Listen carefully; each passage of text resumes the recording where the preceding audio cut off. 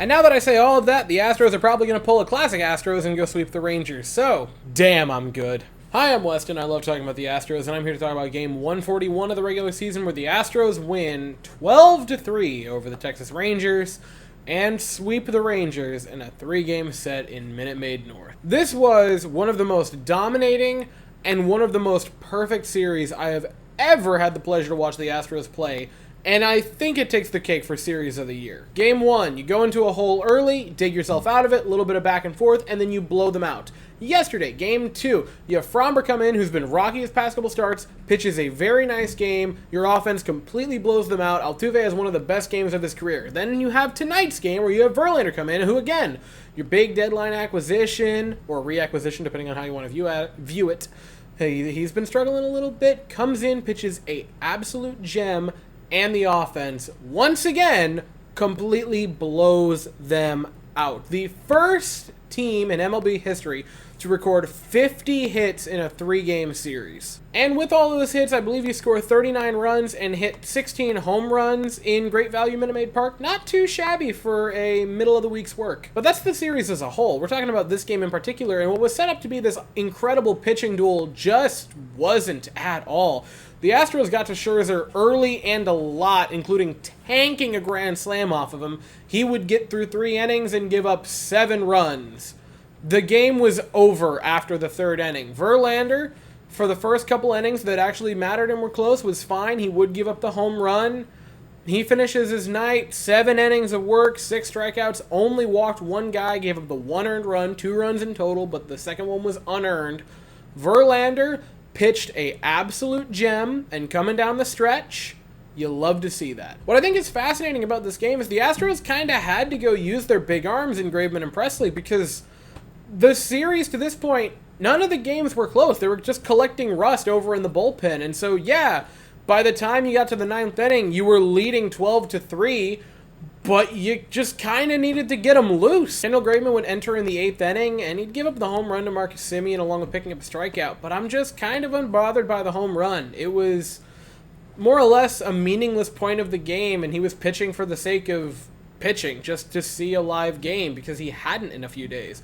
Presley comes into the 9th in a game where they're leading by 9 runs, which is kind of hilarious to see your elite-level closer in that situation. But again, pitching for the sake of knocking the rust off, and he picked up a strikeout in a 1-2-3 inning. It was nice and simple and easy, and it was good to see. And the Astros offense had this idea that was pretty novel, which was, what if, anytime you get base runners, you simply hit home runs? And then they did it. The discrepancy between runs and hits for the Astros was 12 runs to 14 hits.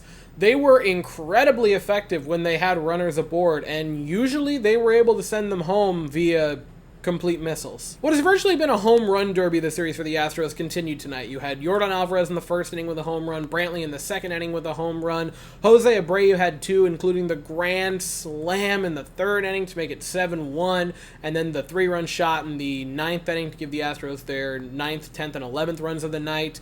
And you also had McCormick in the 9th inning chipping in with a home run. That's his 20th on the year, by the way. Chas McCormick, just super casual 20 home run season. The home runs were the majority of the run scoring events, but you got to get guys on. Jeremy Pena had a pair of base hits tonight. He looked really solid. Alvarez had the home run, but also reached base twice with a couple of walks thrown in there. Bregman had a pair of base hits. Tucker had a hit and a pair of walks and scored 3 runs in this game.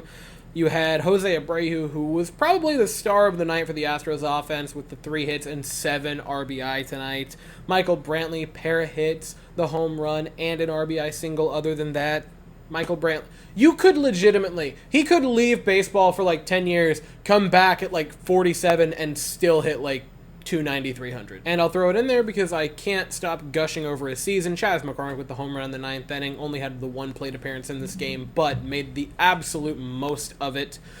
His chase for 20 home runs is over, so now maybe down the stretch he chases a 900 OPS, which is not a sentence I thought I would say going into the season, but I am so happy I get to. And I'll leave you with one last note for the offense and how good it is capable of being.